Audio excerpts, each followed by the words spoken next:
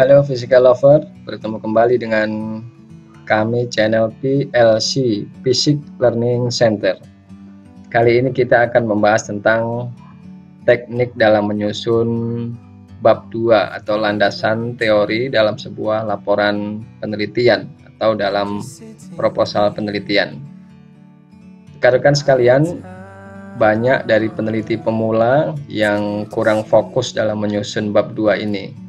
Mereka biasanya hanya sekedar copy paste sehingga landasan teori yang disusunnya menjadi tidak fokus, mengandung tingkat plagiasi yang tinggi, serta tidak memberikan daya dukung yang baik terhadap penelitian yang akan dilakukan. Nah, kali ini kita akan coba bagaimana teknik menyusun bab 2 yang baik.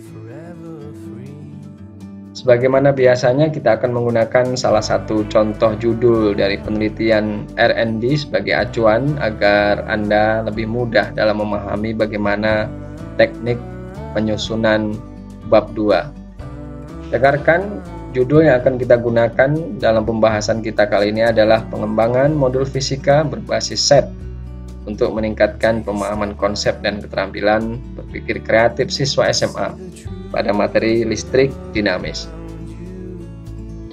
Teknik yang pertama yang harus Anda lakukan adalah menentukan komponen atau variabel judul yang harus didukung oleh kajian teori. Nah, seperti pada judul yang kita baca ini, ada beberapa komponen atau variabel yang terdapat di dalam judul ini yang harus ditunjang oleh kajian teori. Yang pertama tentu saja tentang modul itu sendiri. Yang kedua tentang strategi set. Yang ketiga tentang modul berbasis set. Selanjutnya tentang pemahaman konsep. Kemudian berikutnya ada keterampilan berpikir kreatif. Kemudian selanjutnya adalah tentang materi yang dibahas, yakni di sini materi listrik dinamis. Nah, setelah materi, Anda juga harus memberikan kajian terkait hasil penelitian relevan yang mendukung topik penelitian Anda. Kemudian apabila penelitian ini sampai dilakukan pada tahap uji efektivitas atau implementasi modal, implementasi produk, maka biasanya harus ada kerangka pikir penelitian dan dilanjutkan dengan hipotesis. Hipotesis ini sifatnya wajib jika penelitian R&D yang Anda lakukan dilakukan hingga pada tahap uji efektivitas atau uji implementasi. Dari kegiatan ini kita sudah memiliki komponen-komponen atau variabel apa saja yang perlu didukung oleh kajian teori, sehingga kita harus mengoleksi berbagai literatur terkait dengan komponen atau variabel yang sudah kita pilih ini. Teknik yang kedua, setelah Anda menentukan variabel atau komponen yang akan diberi penguatan studi literaturnya, maka yang kedua adalah mulai melakukan koleksi literatur tersebut selengkap mungkin. Bisa berasal dari buku, dari artikel ilmiah, dari laporan penelitian, dan lain sebagainya. Jadi Anda harus mengoleksi berbagai literatur terkait dengan komponen atau variabel yang sudah kita tentukan pada teknik yang pertama tadi. Teknik yang ketiga, buatlah outline bab 2 untuk mempermudah dalam penyusunan bagian landasan teori. Nah, ini adalah contoh dari outline bab 2 yang akan kita jadikan sebagai acuan dalam menyusun landasan teori. Nah, sesuai dengan urutan di dalam judul, kita bisa membuat outline-nya untuk subjudul dari landasan teori ini, subjudul 2.1 tentang modul. Nah, Anda di sini harus menuliskan kira-kira dari modul ini komponen apa saja yang harus kita bahas yang memiliki korelasi atau yang memiliki daya dukung terhadap penelitian yang kita lakukan. Contohnya di sini ada definisi, kemudian ada tujuan dan manfaat modul, ada bentuk atau jenis modul, kemudian ada komponen modul dan lain sebagainya. Jadi ini boleh di breakdown menjadi beberapa sub-judul lagi, ya. Atau Anda lakukan paragraf per paragraf, dan itu yang paling mengerti tentang kebutuhan itu adalah penulis sendiri. Ya, misalkan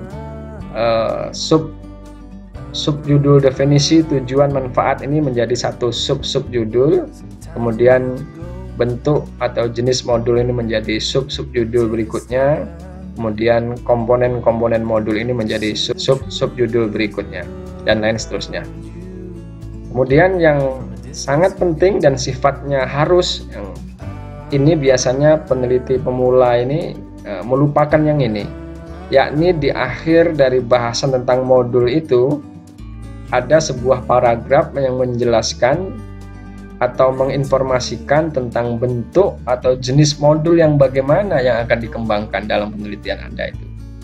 Karena bentuk atau jenis modul itu banyak sekali, ya. Jadi Anda harus nyatakan di sana dengan jelas bahwa jenis atau bentuk modul yang ingin dikembangkan dalam penelitian yang Anda akan lakukan itu yang bagaimana. Kemudian yang kedua, misalkan subjudulnya ada strategi pembelajaran set. Di sini juga Anda harus membuat kira-kira penjelasan apa yang harus diberikan, informasi-informasi apa yang harus diberikan terkait dengan strategi pembelajaran set ini. Contohnya misalkan definisi, komponen atau aspek atau indikator set, kemudian keunggulan dan kelemahan strategi set, kemudian teknik atau cara atau langkah-langkah menerapkan set dalam pembelajaran, kemudian penilaian dalam pembelajaran dengan strategi set, dan lain seterusnya. Sama seperti yang tadi, Anda juga bisa membreakdown ini menjadi beberapa subjudul, gitu ya. Kemudian hal yang paling penting sebagaimana tadi, bahwa pada bagian subjudul ini di akhir dari pembahasan tentang strategi set ini harus ada informasi, harus ada penekanan terhadap komponen atau aspek set apa yang akan Anda jadikan acuan dalam pengembangan modul yang akan dikembangkan. Subjudul berikutnya 2.3 tentang modul pembelajaran berbasis set. Tadi modul sudah, set sudah. Nah, Anda juga harus menguraikan studi literatur terkait modul pembelajaran berbasis set itu bagaimana.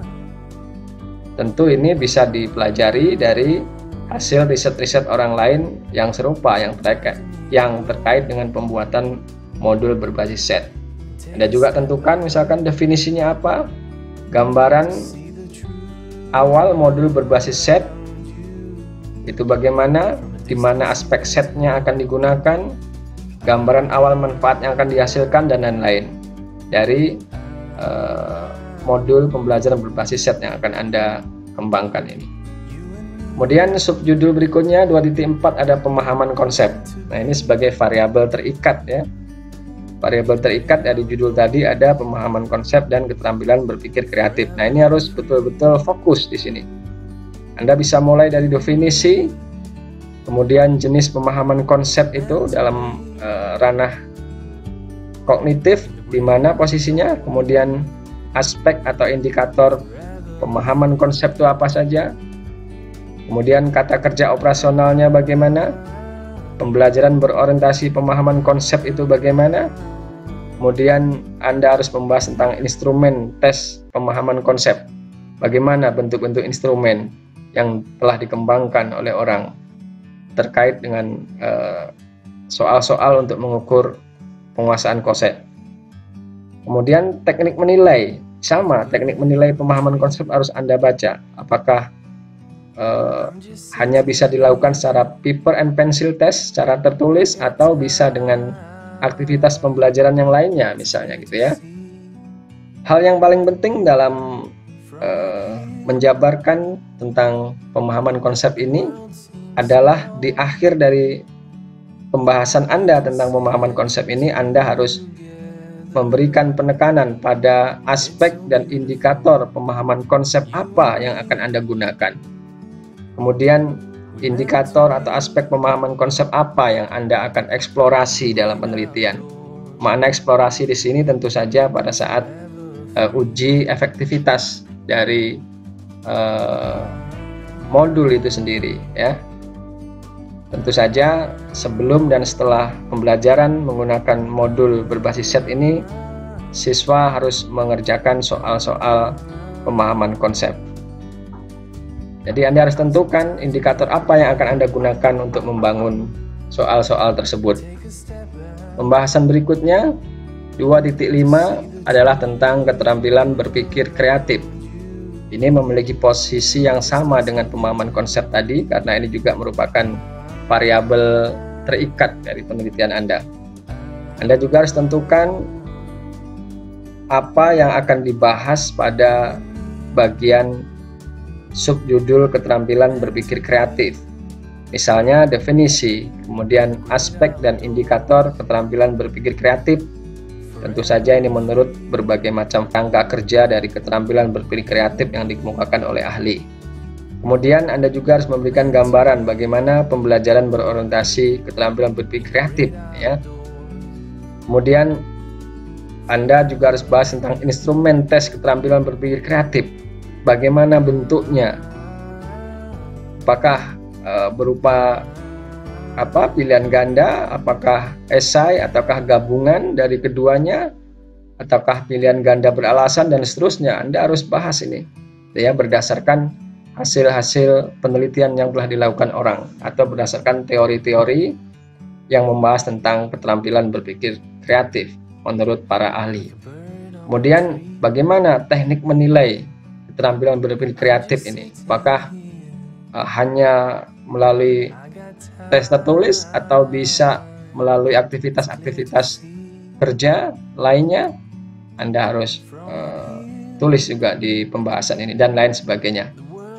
Di akhir dari pembahasan tentang keterampilan berpikir kreatif, yang paling penting adalah Anda memberikan penekanan dan informasi tentang framework atau kerangka kerja apa yang Anda gunakan, aspek dan indikator keterampilan berpikir kreatif apa yang akan Anda gunakan untuk membangun modul itu, serta indikator dan aspek yang akan dieksplorasi dalam penelitian, tentu saja pada saat uji efektivitas. Kemudian berikutnya ada subjudul materi listrik dinamis. Nah, Anda harus bahas materi esensialnya saja. Paparkan secara ringkas, padat, dan jelas. Termasuk sub-sub dari konsep materi listrik dinamis yang akan terlibat dalam penelitian Anda. Kemudian subjudul berikutnya yang juga memiliki posisi sangat penting adalah 2.7 hasil penelitian relevan.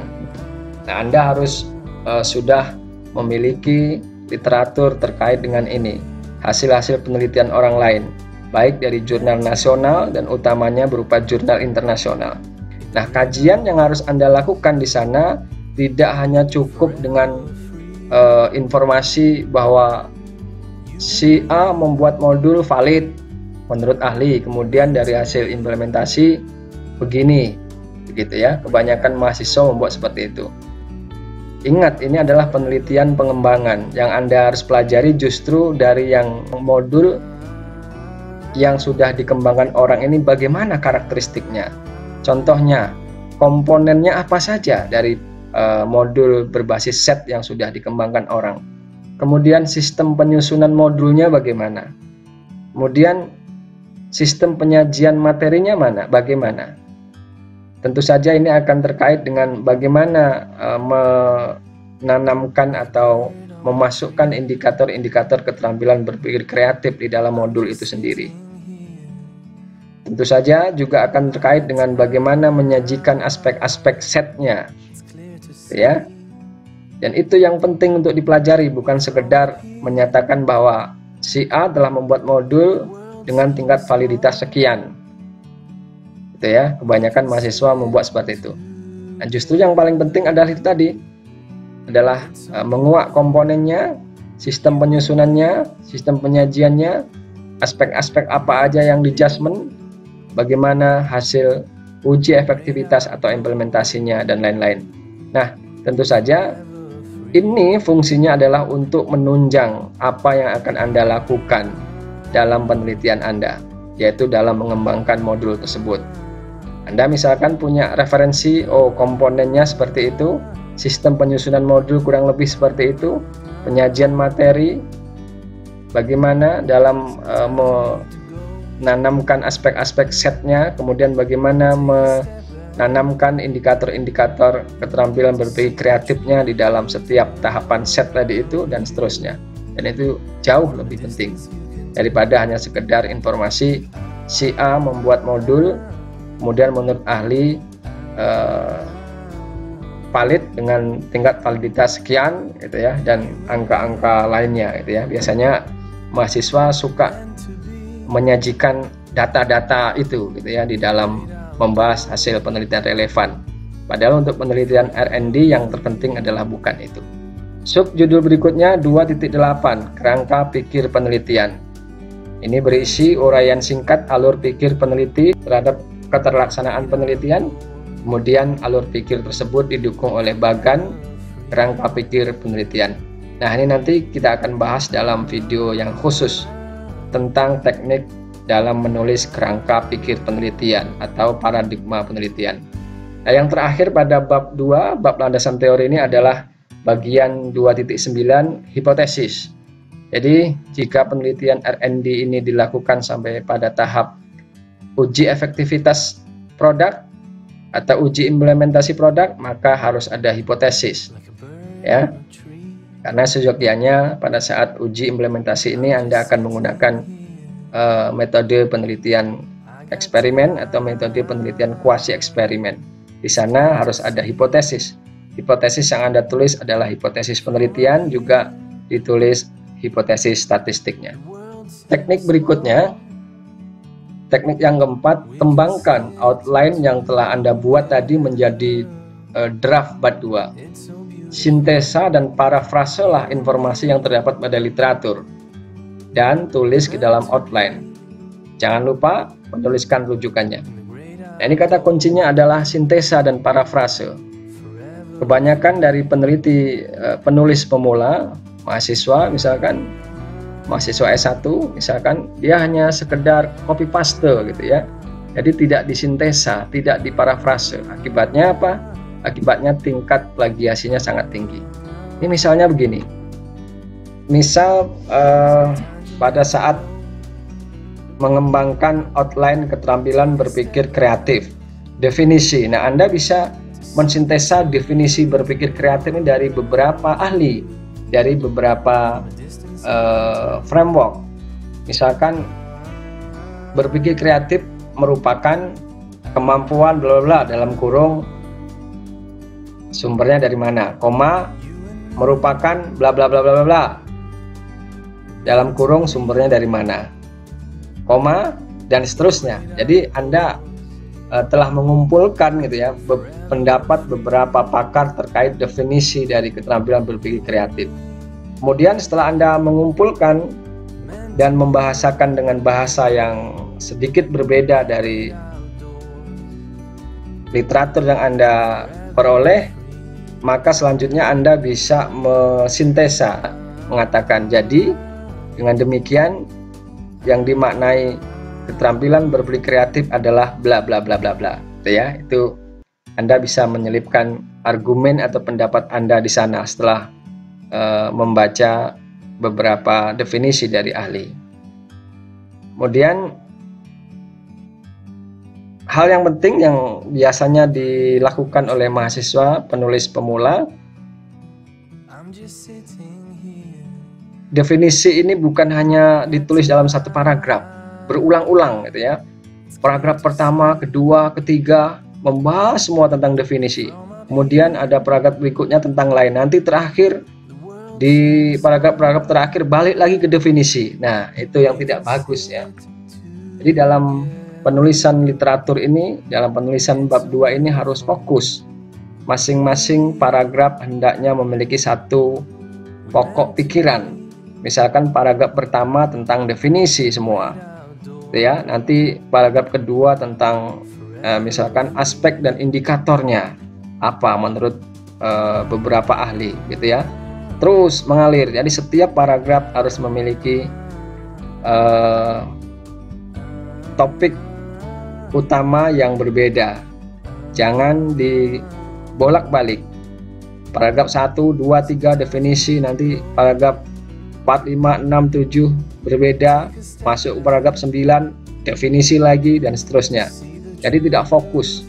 Jadi acak-acakan gitu ya. Jadi paragraf yang bagus, tulisan yang bagus adalah tulisan yang terdiri dari paragraf-paragraf dan setiap paragraf itu memiliki pokok pikiran yang khas ya, pokok pikiran tersendiri. Kemudian membahas tentang aspek dan indikator juga sama, Anda kumpulkan aspek dan indikator keterampilan berkreatif ini menurut beberapa pakar ya, agar pemahaman Anda menjadi lebih luas. Kemudian Anda juga berikan gambaran bagaimana sih pembelajaran berorientasi keterampilan berpikir kreatif menurut para ahli atau menurut para peneliti. Kemudian instrumennya itu bagaimana dan seterusnya. Gitu ya. Jadi Anda kembangkan outline ini. Apa yang Anda peroleh dari literatur dimasuk-masukkan ke sini. Definisi dengan definisi, aspek dan indikator dari beberapa pakar dikumpulkan di sini. Kemudian tentang gambaran pembelajaran berorientasi KBRK dikumpulkan di sini. Tentang instrumen tes KBKR dikumpulkan di sini. Teknik penilai KBKR dikumpulkan di sini. Sampai akhirnya nanti juga Anda memberikan penekanan bahwa dari uraian ini tadi, dari uraian aspek dan indikator ini pada penelitian yang Anda akan lakukan ini akan menggunakan aspek dan indikator menurut siapa. Kemudian indikator yang akan digunakan apa saja. Jadi harus jelas di sini ya. Teknik penulisan bab 2 yang terakhir adalah lengkapi draft yang sudah Anda buat tadi dengan informasi-informasi yang dibutuhkan hingga membentuk tulisan bab 2 yang lengkap dan informatif. Demikian pembahasan kita tentang teknik menulis bab 2. Mudah-mudahan bisa memberikan manfaat dan pengetahuan pada Anda. Terima kasih.